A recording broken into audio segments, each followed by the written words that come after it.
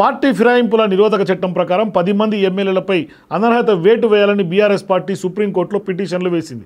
ఇక ఉప ఎన్నికలు ఖాయమని కేసీఆర్ అంటున్నారు.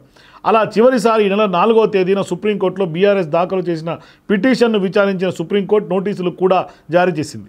ఈ నెల 25వ తేదీలోపు పార్టీ ఫిరాయింపు ఎమ్మెల్యేలు, స్పీకర్ కార్యాలయంతో పాటు శాసనసభ కార్యదర్శితో సహా వివరణ ఇవ్వాలంటూ స్పష్టమైనటువంటి ఆదేశాలు జారీ చేసింది. స్పీకర్ ఎమ్మెల్యేలపై చర్యలు తీసుకోవడంలో నిర్లక్ష్యం వ్యవహరించడం సరికాదంటూ కీలక వ్యాఖ్యలు చేసింది.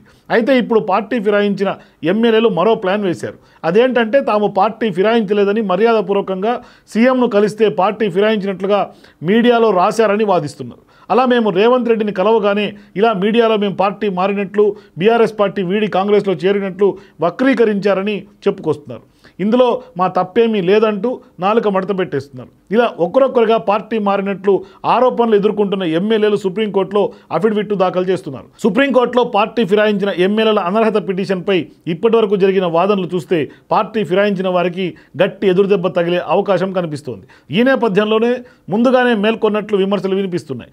రేవంత్ను కలిసిన నాటి నుంచి బీఆర్ఎస్కు దూరంగా ఉంటూ కాంగ్రెస్తో సన్నిహితంగా మెలుగుతున్న ఆ 10 మంది ఎమ్మెల్యేలు రూటు మార్చి మేము పార్టీ ఫిరాయించలేదు, కాంగ్రెస్ పార్టీలో చేరలేదంటూ సుప్రీంకోర్టులో అఫిడవిట్లు దాఖలు చేస్తున్నారు.